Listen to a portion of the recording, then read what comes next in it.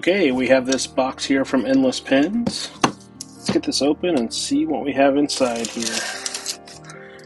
It's been killing me. I've had this box sitting at the house for a day, but I wanted to be able to record a true unboxing as I'm opening the box literally. So let's get this open.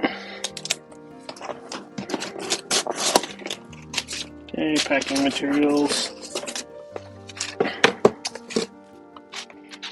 And now for the important part. The new 2025 Opus 88 Koloro Black.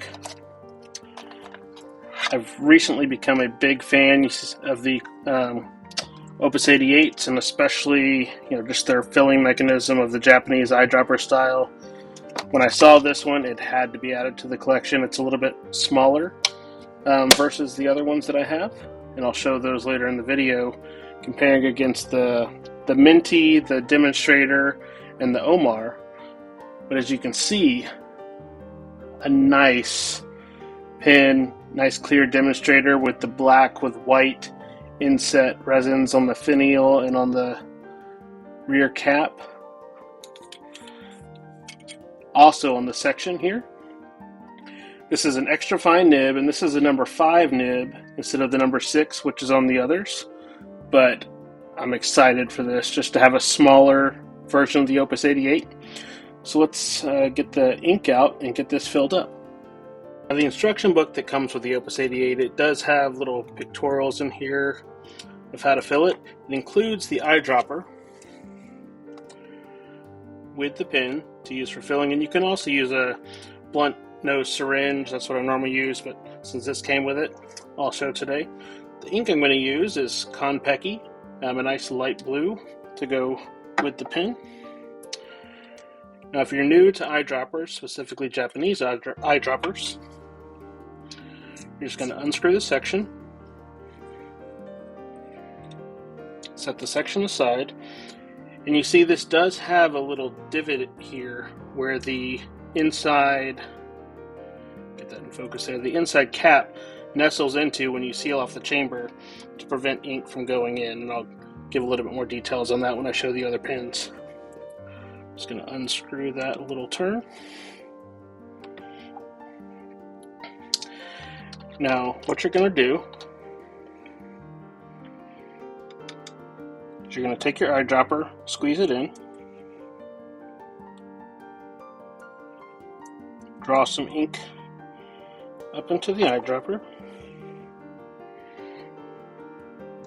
and you're just going to put it inside, depress the plunger,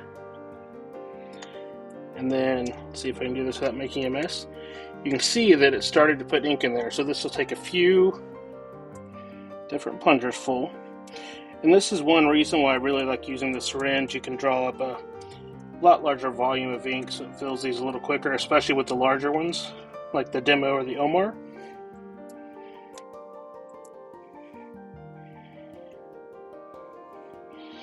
And when putting the ink in, you don't want to go all the way full. You want to leave a little bit of room so that when you screw in the section, you don't create a mess. So now that we have that, we're just going to take the section, put it on there, and screw it in. There is an O-ring on the bottom of the section that helps with the seal.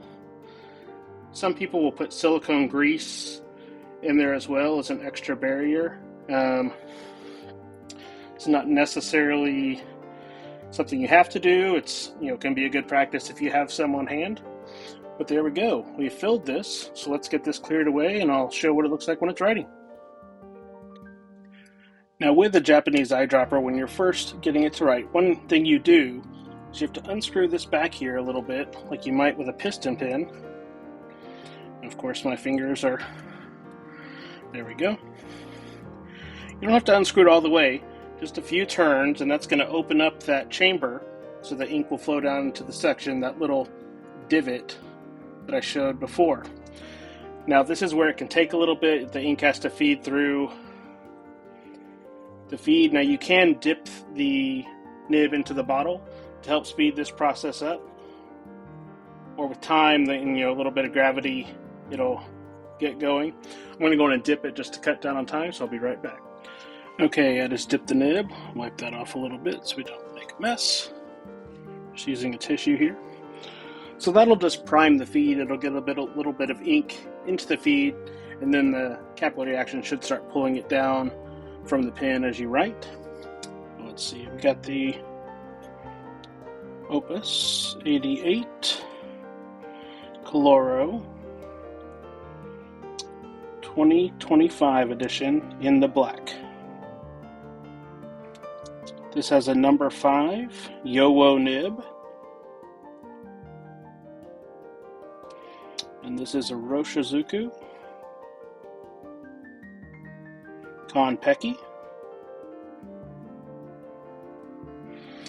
And this is my first number 5 Yowo nib on a Opus 88, but it's a very similar writing experience to the larger pens, nice and smooth. It's a steel nib, so there's not a ton of flex as you would expect, but you get a slight little bit of variation in there. Now, I write normally in tiny print, so my writing would be something like this.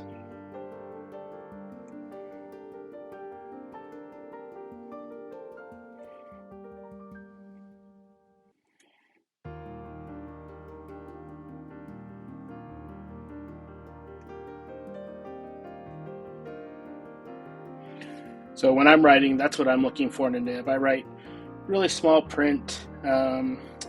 So this having a smaller nib is nice just for some variation. Now, some of these nibs will write in reverse. As you can see, this one doesn't flow all that well, but the ink is still kind of working through the section. But with an extra fine nib, there's really not going to be much circumstance to write in reverse. Overall, out of the box, I'm very pleased. So let me get some of the other Opus 88s out and show some size comparisons and kind of show you the differences. So as I referenced earlier, the way the Japanese eyedropper works is that when this is fully screwed in, it closes off the secondary ink chamber. So if you're flying or you just want to be sure you don't have the chance of leaks, that shuts off ink from being able to get to the feed. When you're writing, especially if you're going to be writing for a long time, what you need to do is unscrew this a few turns to allow the ink to go from the main chamber into the secondary chamber.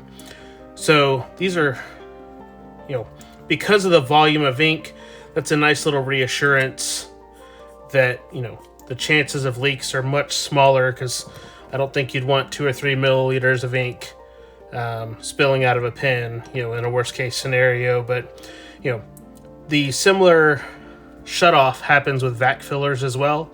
So, that's why with writing with like a Pilot Custom 823, say, you'd have to unscrew that back just a little bit to allow the ink to flow into the secondary chamber if you do plan on writing for a longer period of time. Okay, so this is my current Opus 88 collection. It all started with the Minty here I got from the Gentleman Stationer for the Pelican Hub Day this year. And traditionally, I was never an eyedropper fan. For some reason, when getting and using this, I've already written it dry once and have filled it up again. This currently has Colorverse San Francisco Pen Show 2024 ink in it. My next one from Vanessa was the Demonstrator, and this just has a nice classic look to me. I like larger pens because I write small. I tend to grip the pen pretty strong, so this is a nice way to force myself to not hold the pen as tight, so it's great for writing longer time. You can see the 5 versus 6 nib comparison here. What we're dealing with in terms of size, definite variation there, but both of them all of these have been tuned very well from the factory, so pleasurable writing experience. But that's the demo.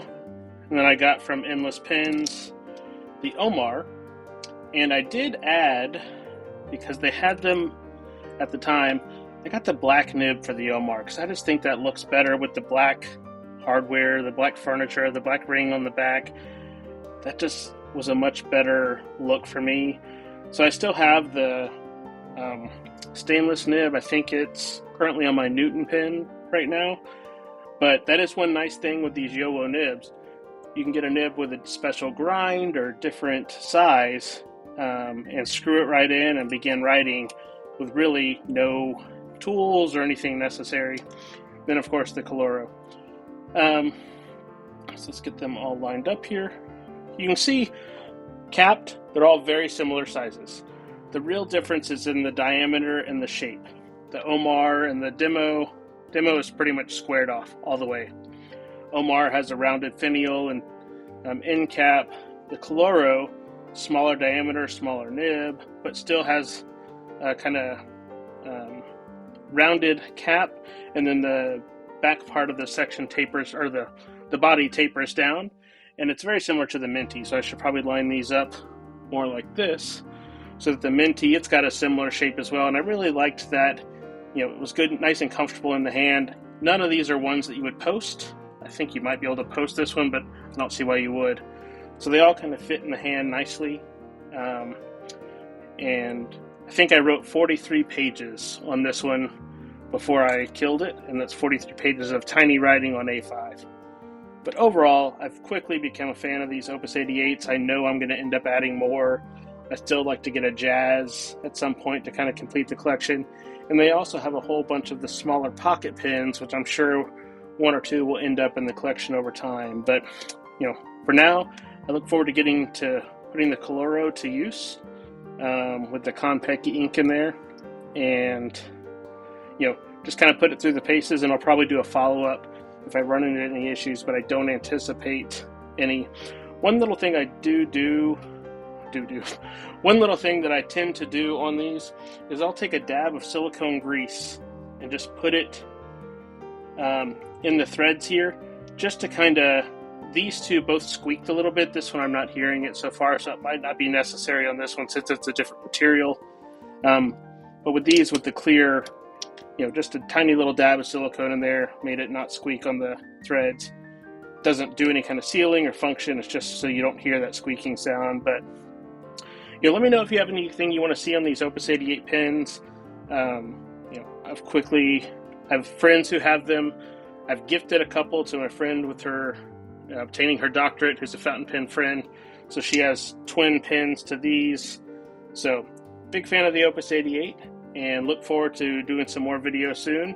Thanks for watching. Please like, comment, and subscribe. And let me know if you have any questions. And I'll see you on the next one.